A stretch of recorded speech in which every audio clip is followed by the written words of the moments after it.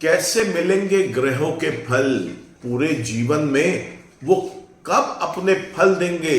क्या कोई भी एक अशुभ ग्रह हमेशा आपको खराब रिजल्ट्स ही देता रहेगा?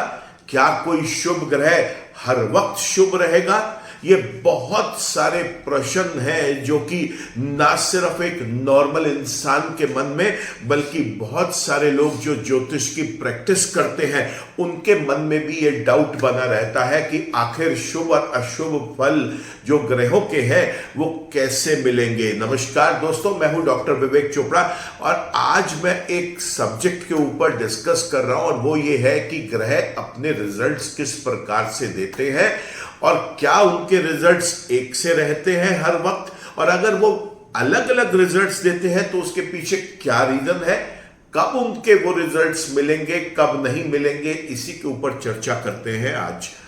देखिए, सबसे पहला आधार जो होता है किसी भी व्यक्ति के जीवन में वो होती है उसकी अपनी लगन कुंडली। अब ये लगन कुंडली जो है ये 12 विभिन्न लगन है, उनमें से किसी एक लगन का वो व्यक्ति होगा, जाहिर सी बात है। और उस लगन के अनुसार जिस समय, जिस स्थान पर, जिस दिन उसका जन्म हुआ है उसके अकॉर्डिंग पूरे के पूरे लाइफ का 120 सालों का साइकिल डिसाइड हो जाता है कि किस ग्रह ने उसके जीवन में स्टार्टिंग से अपनी महादशा आरंभ करनी है और उसके बाद किस ग्रह की दशा आएगी। जैसे अगर केतु की दशा में किसी का जन्म हुआ है उसके बाद शुक्र की दशा आती है, शुक्र की दशा के बाद सूर्य की दशा आएगी, सूर्य के बाद चंद्रमा की दशा आएगी, चंद्रमा के बाद मंगल की दशा आएगी, मंगल के बाद राहु की दशा आएगी, राहु के बाद बृहस्पति ग्रह की दशा आएगी, फिर शनि ग्रह की दशा आएगी और फिर बुध ग्रह की दशा आएगी। इस तरीके से इसी क्रम से 9 ग्रह अपने पूरे के पूरे पीरियड्स अलग अलग टाइमिंग के पूरे करते हैं। जैसे चंद्रमा की जो दशा है वो 10 वर्ष की होती है, शुक्र की दशा जो है वो 20 वर्ष की होती है और इसी प्रकार हर पर्टिकुलर प्लैनेट को एक स्पेसिफिक टाइम दिया गया है जिसमें उसकी दशा अपनी कंप्लीट होती है। अब प्रश्न ये उठता है कि मान लीजिए किसी व्यक्ति की, एक उदाहरण के रूप में ले लेते हैं कि बृहस्पति की दशा चल रही है, तो बृहस्पति की दशा का जो पूरी अवधि है उसमें बृहस्पति ने किस प्रकार से फल देने हैं पहले ये समझिए। तो बृहस्पति में पहले बृहस्पति की ही अंतर्दशा चलेगी, फिर बृहस्पति में शनि की अंतर्दशा चलेगी, फिर बृहस्पति में बुध, फिर बृहस्पति में केतु, फिर बृहस्पति में शुक्र, फिर बृहस्पति में सूर्य, फिर बृहस्पति में चंद्रमा, फिर बृहस्पति में मंगल, फिर बृहस्पति में राहु और फिर बृहस्पति की दशा खत्म हो जाएगी। उसके बाद शनि की दशा आएगी, तो शनि भी ऐसे ही अपने साथ किसी दूसरे पर्टिकुलर प्लैनेट की अंतर्दशाओं में अपना पूरा का पूरा पीरियड बिताएगा। जैसे पहले शनि में शनि, फिर शनि में बुध, फिर शनि में केतु, फिर शनि में शुक्र, फिर शनि में सूर्य, फिर शनि में चंद्रमा, फिर शनि में मंगल, फिर शनि में राहु और फिर शनि में बृहस्पति। इसके बाद ऐसे शनि की दशा खत्म हो जाएगी। तो देखा आपने, पहली बात तो ये समझने की है कि कोई भी एक ग्रह की जिसकी महादशा है उसका पूरा का पूरा पीरियड अकेले उसके लिए नहीं है, उसके साथ साथ उसको दूसरे पर्टिकुलर प्लैनेट्स का भी एक पूरा का पूरा पीरियड अपना पास ऑन करना पड़ेगा। अभी हमने चर्चा करी महादशा की और अंतरदशा की, अब इसके बाद आ जाती है प्रत्यंतर दशा। तो जैसे बृहस्पति में बृहस्पति है तो पहले बृहस्पति में बृहस्पति चलेगा, फिर बृहस्पति में शनि। तो यहां पर यह उदाहरण आपको इसलिए दिए ताकि आप कभी भी कुंडली के अंदर ये देखें कि कोई ग्रह अशुभ है तो बहुत मायूस ना हो। कई बार लोग मायूस हो जाते हैं ये देखकर कि इसकी दशा तो मेरे जीवन में बहुत लंबी चलनी है, क्या ये पूरा का पूरा जीवन ही मेरा व्यर्थ हो जाएगा अगर किसी अशुभ ग्रह की दशा चल गई। मान लीजिए किसी की शुक्र ग्रह की दशा है, महादशा, और वो 20 वर्ष की है तो उसके पूरे के पूरे 20 वर्ष खराब निकलेंगे, ऐसा नहीं होता दोस्तों। पहला पॉइंट था हमारा जन्म कुंडली, दूसरा पॉइंट था हमारी दशा, महादशा, अंतरदशा। अब आप ये समझें कि जीवन में घटनाएं हैं वो कैसे होंगी।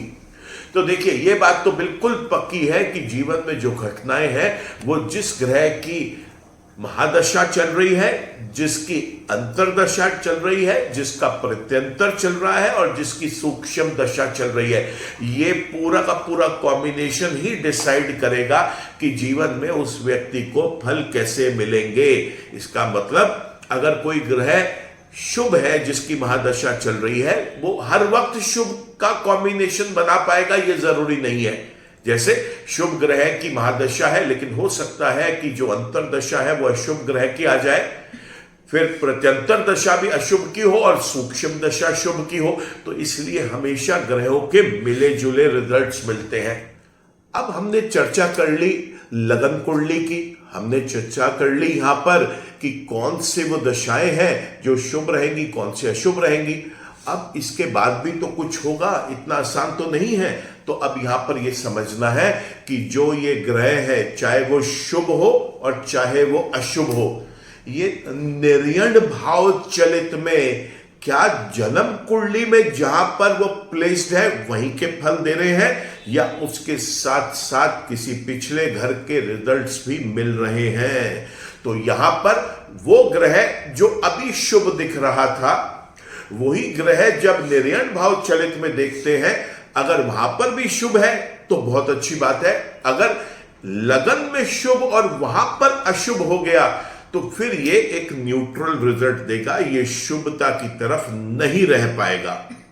अब नेक्स्ट हमारे को ये देखना है कि ये जिस ग्रह की हम बात कर रहे हैं, जो हमें शुभ या अशुभ दिखाई दे रहा है, ये ग्रह किसके नक्षत्र, किसके उपनक्षत्र और किसके उप नक्षत्र पर है। और संभावना ये भी तो हो सकती है कि जो ग्रह जिसके नक्षत्र, उपनक्षत्र और उप नक्षत्र पे हो, वो भी तो शुभ और अशुभ हो सकते हैं। वो भी यहां पर इस ग्रह के फलों में, उसके रिजल्ट्स में चेंज लेके आ जाएंगे।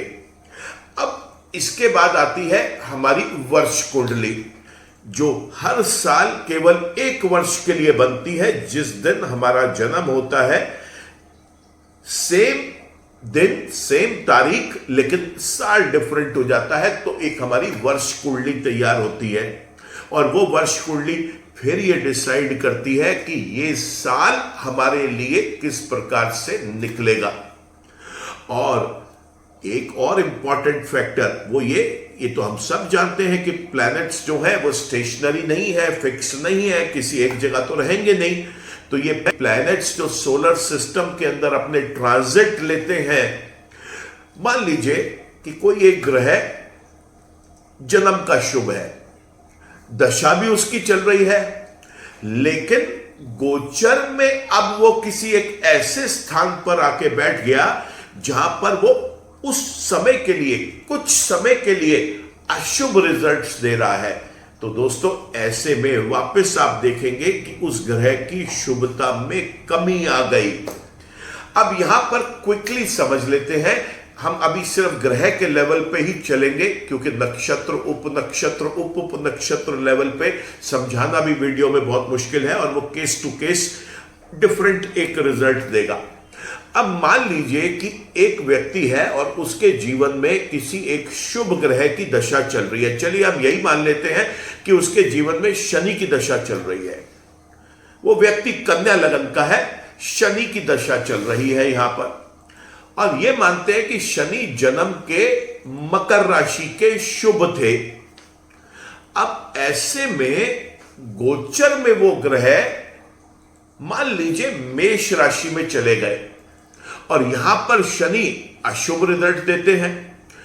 महादशा शनि की ही चल रही है, लेकिन गोचर में वो खराब है, जन्म के वो अच्छे हैं।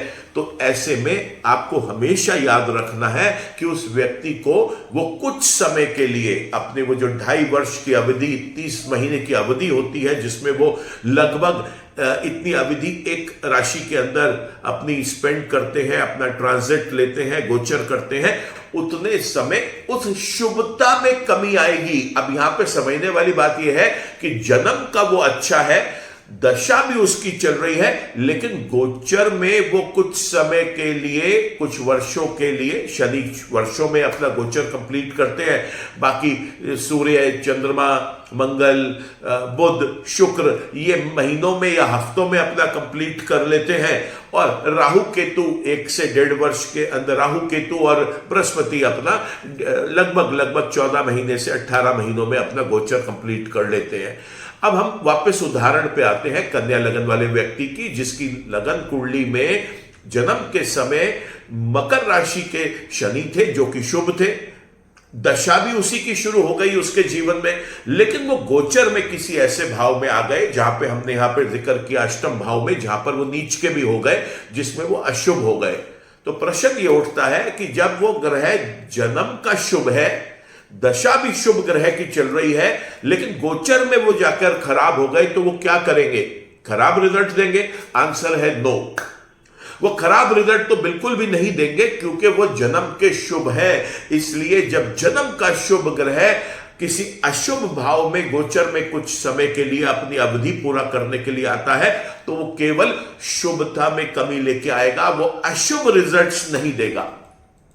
लेकिन अगर कोई ग्रह जन्म का ही अशुभ है, मान लीजिए अभी इसी कन्या लगन वाली कुंडली में हम ये मान लेते हैं कि शनि नीच के अष्टम भाव में जन्म के ही प्लेस्ड है, और ऐसे में क्या होगा कि जन्म का शनि खराब हो गया।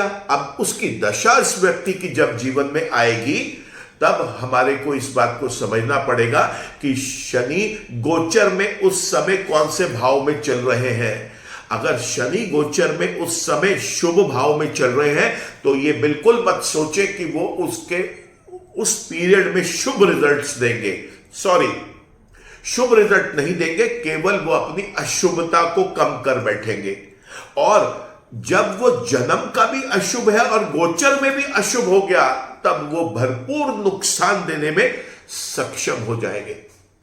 अब एक और प्रश्न उठता है, मान लीजिए यही व्यक्ति है, चलिए इसका एग्जाम्पल ले लेते हैं, जहां पर हम बात करें कि कन्या लगन वाले व्यक्ति का शनि ग्रह जो है पंचम भाव का और छठे भाव का स्वामी होकर अष्टम भाव में बैठा है।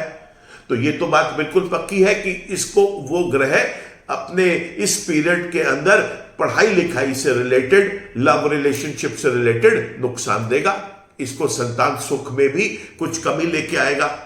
तो क्या इसको पूरी जिंदगी ऐसा रहेगा? आंसर है नो, क्योंकि शनि के अलावा और भी तो शुभ ग्रह जब जब उस भाव में आके शुभ अवस्था में बैठेंगे, तो उस व्यक्ति को वो शुभ रिजल्ट्स देंगे।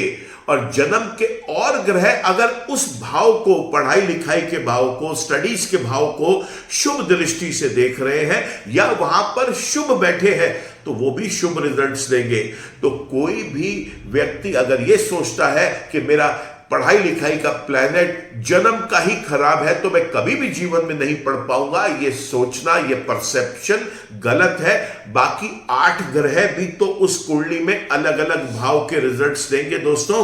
तो आप इस बात के ऊपर बिल्कुल भी चिंतित ना हो, अपनी कुंडली का विश्लेषण सही तरीके से किसी समझदार ज्योतिषाचार्य से कराएं, ताकि वो आपकी कुंडली का दशा, महादशा, गोचर, वर्ष कुंडली, लगन कुंडली, ग्रह, नक्षत्र, उपनक्षत्र, उप नक्षत्र देखकर पूरा का पूरा आपको एक समराइज करके एक प्लान दे सके। इसके बाद हमारे को यह समझना पड़ेगा कि हर एक ग्रह एक नंबर से, एक अंक से भी कनेक्टेड है। जैसे हम देखते हैं सूर्य 1 नंबर से है, चंद्रमा 2 नंबर से, बृहस्पति 3 नंबर से, राहु 4 नंबर से, 5 नंबर बुध का है, 6 शुक्र का, 7 केतु का, 8 नंबर शनि का और 9 नंबर जो है यह मंगल का है।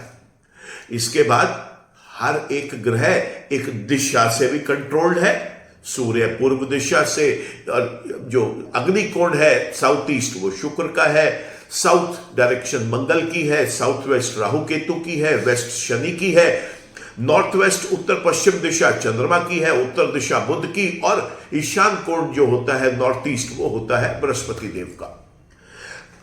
तो ये बात आपको समझनी पड़ेगी कि अगर आपका वो ग्रह शुभ है, तो ही आपके लिए उस ग्रह का अंक और उस ग्रह से संबंधित दिशा शुभ रहेगी।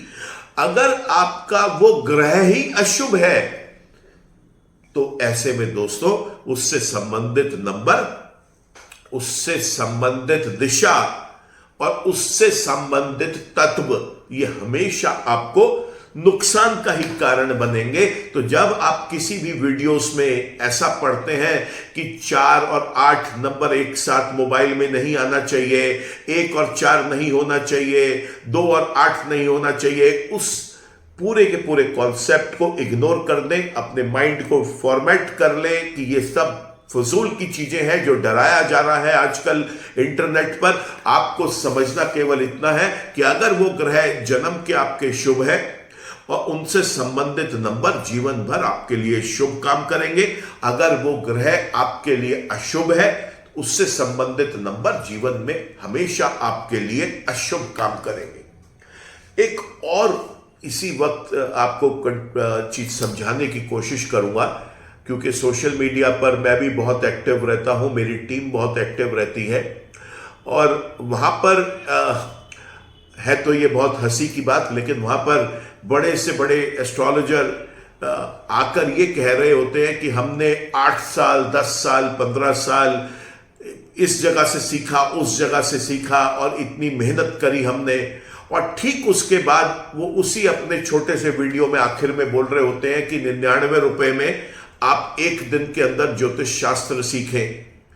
दोस्तों मैं तो हैरान हूं इन बुद्धिजीवी लोगों की इस बुद्धि का परिचय देखकर कि वो कैसे एक्सपेक्ट करते हैं, और वो कहते हैं ना नीम हकीम खतराए जान।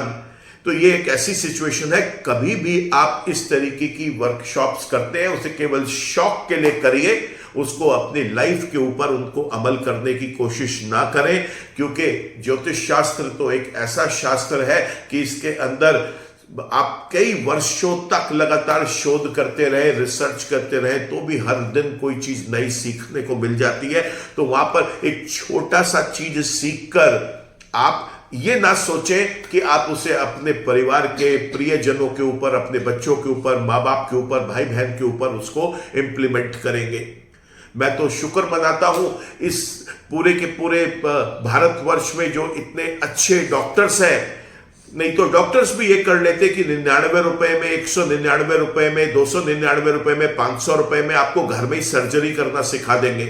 ये ठीक उतना ही घातक और उतना ही ये एक डिफिकल्ट टास्क है, और ये मजाक है लोगों के साथ आज की डेट में, जहां पर ये कहा जा रहा है कि 200-300 रुपए में 4 घंटे के अंदर अंदर वो आपको ज्योतिष में महारत दे देंगे।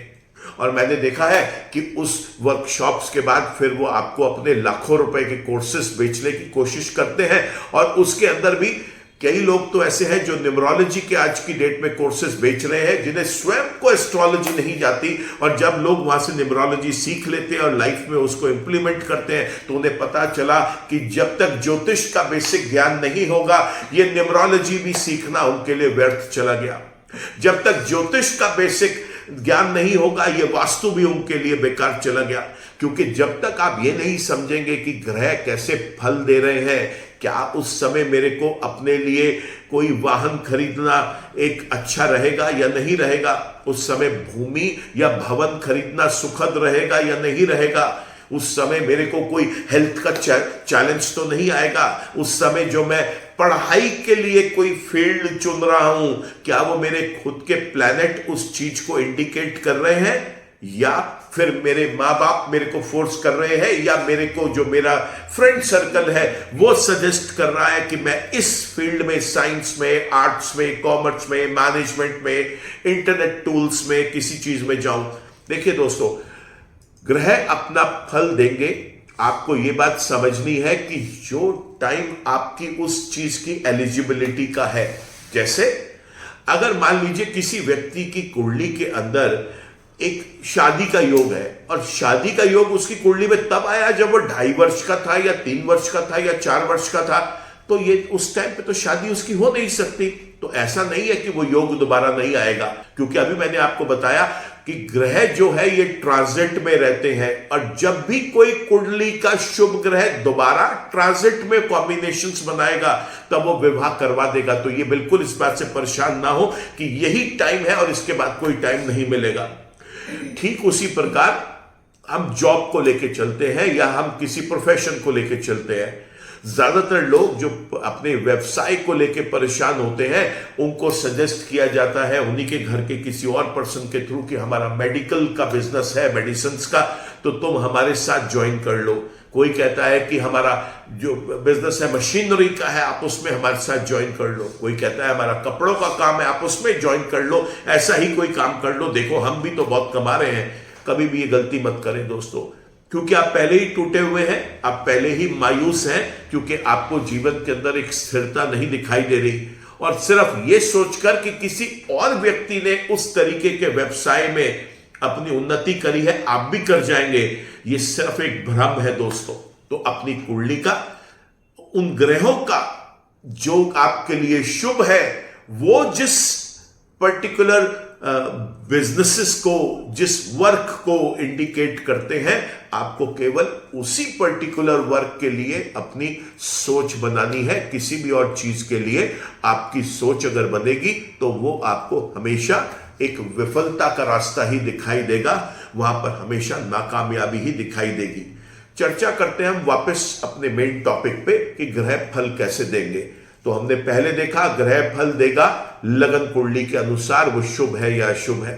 फिर हमने ये भी समझ लिया कि ग्रह फल तभी दे पाएंगे जब उनकी स्वयं की अपनी महादशा आएगी, अंतरदशा आएगी, प्रत्यंतर या सूक्ष्म दशाएं आएंगी।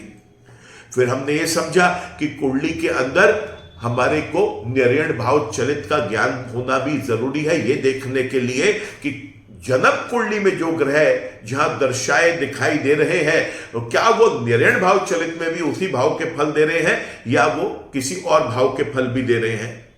फिर हमने ये देखा यहां पर कि वो ग्रह किस ग्रह के नक्षत्र, किसके उपनक्षत्र, किसके उप नक्षत्र पे है, और वो जो कॉम्बिनेशन है वो कितना शुभ और अशुभ ग्रहों का है। फिर हमने ये देखा कि गोचर में वो ग्रह किस तरीके से वर्क कर रहे हैं। अब एक और उदाहरण ले लेते हैं। मान लीजिए उदाहरण ले लेते हैं हम किसी व्यापार का। अब व्यापार के लिए हम यूजुअली कुंडली का 7वां, 10वां, दूसरा और 11वां भाव देखते हैं, क्योंकि यही भाव तो है। 7वां भाव दैनिक रोजगार के लिए या पार्टनरशिप्स के लिए, 10वां भाव यहां पर इसलिए क्योंकि हमारे को वो कर्म का क्षेत्र है हमारा, 11वां भाव क्योंकि हमें लाभ कमाना है, दूसरा भाव क्योंकि हमारे को धन अर्जित करना है। अब ये हो सकता है दोस्तों कि ये जो प्लैनेट का कॉम्बिनेशन है 7वें, 10वें, 11वें और दूसरे का, यहां पर कुछ ग्रह पॉजिटिव हो, कुछ ग्रह नेगेटिव हो। तो फिर ये एक मन में उलझन आ गई कि अब क्या किया जाए। तो यहां पर वापस आपको बेसिक्स को फॉलो करते हुए, अपनी महादशा अंतरदशाओं को फॉलो करते हुए ये डिसाइड करना है कि क्या ये सही समय है कि मैं इस तरीके के व्यापार में जाऊं या नहीं। क्या ये भी सही समय है कि मुझे इस समय व्यापार भी शुरू करना चाहिए या नहीं। ये तो बाद में डिसाइड कर लेंगे कि किस तरीके का व्यापार हमें करना है, किस तरीके का व्यापार हमें नहीं करना। दूसरा, ग्रह जो अपने रिजल्ट्स देते हैं उसमें ग्रहों की 4 स्थितियां बन सकती हैं। एक ये कि ग्रह जन्म के स्ट्रांग हो, शुभ है और स्ट्रांग है। यहां पे अशुभ ग्रह भी स्ट्रांग हो सकता है, जो कि गलत है, क्योंकि दुश्मन का कभी भी बलवान होना हमेशा एक कठिनाई का सामना करने के लिए मजबूर करेगा, और मित्र का मजबूत होना हमेशा आपके लिए एक ढाल बनेगा परेशानियों से लड़ने के लिए। फिर इसके बाद हमारे को यह देखना है कि जो ग्रह जन्म के हैं वो क्या अशुभ है। अगर कोई ग्रह अशुभ है और बलवान है, वो हमारे लिए परेशानी का कारण। कोई ग्रह अशुभ है और कमजोर है, तो फिर भी हमें एक थोड़ी सी यहां पर राहत मिली कि अशुभ ग्रह हमारा ज्यादा नुकसान नहीं कर पाएगा। यहां पर यह भी देखना है कि ग्रह डिग्री से, अपने प्लेसमेंट से और सूर्य की नजदीकी से कितना प्रभावित हो रहे हैं। क्या सूर्य ने उस ग्रह को अस्त तो नहीं कर दिया? क्या कोई अशुभ ग्रह उस ग्रह के बहुत क्लोज तो नहीं आके बैठ गया? जिसे हम बोलते हैं क्लोज कंजंक्शन, यानी कि एक अशुभ ग्रह शुभ ग्रह के इतनी पास है कि वो राशि में वो उस शुभ ग्रह को दबा रहा है। तो यहां पर भी हमारे ग्रह के रिजल्ट्स जो हैं वो डिफरेंट आएंगे। शुभ ग्रह अगर कमजोर है तो ये आपकी एक ड्यूटी है कि आप उन ग्रहों को स्ट्रांग करें। उस ग्रह से संबंधित वस्तुएं आप खाने पीने में अपनी ऐड कर सकते हैं। उस ग्रह से संबंधित रंगों को अपने शरीर पर आप ले सकते हैं।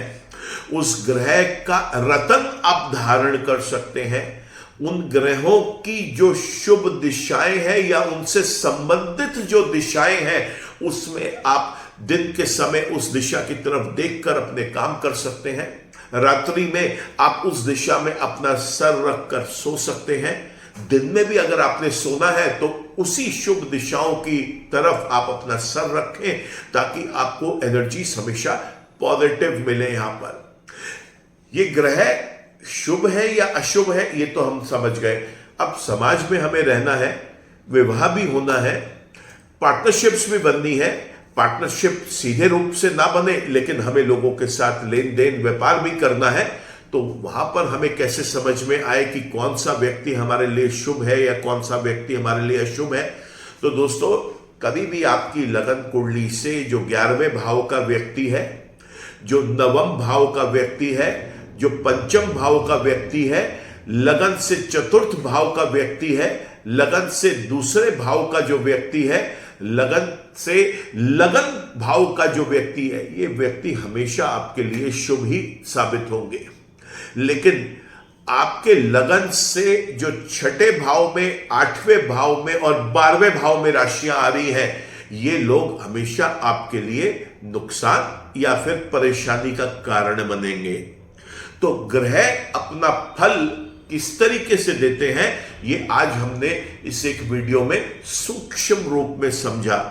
अगर आपकी भी जिज्ञासा एस्ट्रोलॉजी को सीखने की है तो हमारा एक कोर्स है, और बिल्कुल भी वो कोर्स में आपको ये नहीं कहूंगा 4-6 घंटे का 299 रुपए में कोई कोर्स है, नहीं।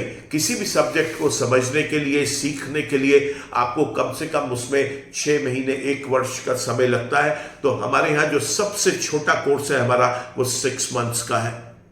इसमें हमारे पास डिफरेंट ऑप्शंस हैं जिसमें आप वैदिक ज्योतिष, सिस्टम अप्रोच एस्ट्रोलॉजी, लाल किताब ज्योतिष, नाड़ी ज्योतिष, केपी एस्ट्रोलॉजी, होलिस्टिक एस्ट्रोलॉजी, साथ में cuspal interlink astrology, Gemini astrology, इन सब्जेक्ट्स में अपने, या तो आपकी अपनी किसी सब्जेक्ट के लिए कोई एक चाहत है, आपका इंटरेस्ट है तो आप वो कोर्स कर सकते हैं। नहीं तो आप हमारे साथ बैठकर एक 1-to-1 डिस्कशन कर सकते हैं जिसमें हम आपके पूरे के पूरे कुंडली को भी स्टडी करके और आपकी इच्छाओं को देखते हुए, आपके डिजायर्स को देखते हुए आपको ये गाइड करते हैं कि आप कौन सी ऐसी फॉर्म ऑफ एस्ट्रोलॉजी है जिसके अंदर आप बेहतर प्रदर्शन कर पाएंगे। अगर आपकी जिज्ञासा एस्ट्रोलॉजी के अंदर कोई कोर्स करने की नहीं है, लेकिन आप केवल और केवल ये चाहते हैं कि ईश्वर ने अगर आपको पृथ्वी पर भेजा है तो आप अपना जो जीवन है ये सुख में और बहुत आनंद के साथ अपना व्यतीत करें, आपके पास सारी की सारी सुख सुविधाएं हो और आप अपनी कुंडली का एक परामर्श लेना चाहते हैं, तो आप हमारे से उसके लिए 1-to-1 कंसल्टेशन के लिए बुकिंग कर सकते हैं। ऑनलाइन कंसल्टेशंस की भी सुविधा है जो कि आप हमारे साथ वीडियो कॉल के माध्यम से या वॉइस कॉल के माध्यम से कर सकते हैं। अगर आप चाहते हैं कि कॉल का माध्यम ना अपनाकर आप हमारे से उसकी एक पूरी डिटेल्ड रिपोर्ट अपने व्हाट्सएप पर या अपने ईमेल अकाउंट पर चाहते हैं तो उसकी सुविधा भी है, जिसमें हम आपको एक पूरी की पूरी फाइल बनाकर आपको भेजते हैं जिसमें आपके जीवन के अंदर कब क्या घटनाएं घटनी है और कैसे उन अशुभ घटनाओं को हम रोक सकते हैं और कैसे हम शुभ चीजों के अंदर और वृद्धि कर सकते हैं। छोटे छोटे उपाय करके उन सब की जानकारी दी जाएगी। वीडियो को खत्म करने से पहले, इसे आज के लिए फिनिश करने से पहले मैं आपको ये बता रहा हूं, जीवन में कभी भी अशुभ ग्रहों के चीजों को शरीर पर अडॉप्ट नहीं करना चाहिए, उनके रत्न नहीं धारण करने चाहिए और जीवन में शुभ ग्रहों से संबंधित चीजों को कभी दान नहीं करना चाहिए। अब क्या शुभ है क्या अशुभ है आपके लिए, ये फिर आप किसी एक ज्योतिषाचार्य के साथ बैठकर 1 to 1 अपनी हॉरोस्कोप का पूरा सही तरीके से कंसल्टेशन लें, जिसमें आपको ये पता चले ग्रह कौन से शुभ हैं, नक्षत्र कौन से शुभ हैं, उप नक्षत्र उप नक्षत्र कौन से अच्छे हैं, कौन से नंबर्स आपके लिए अच्छे हैं, कौन सी दिशाएं आपके लिए अच्छी हैं, कौन से तत्व आपके लिए अच्छे हैं, क्या व्यापार आपके लिए अच्छा है और क्या आप करें और क्या आप ना करें।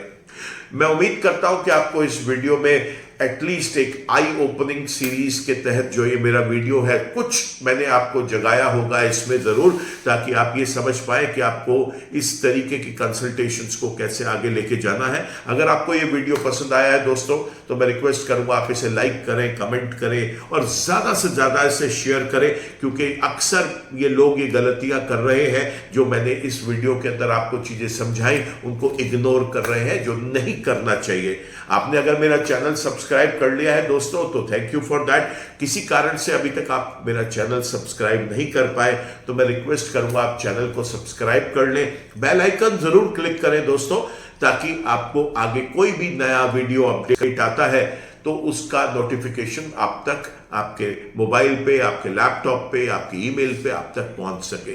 आज के लिए इतना ही। ईश्वर आप सबका भला करे दोस्तों। नमस्कार।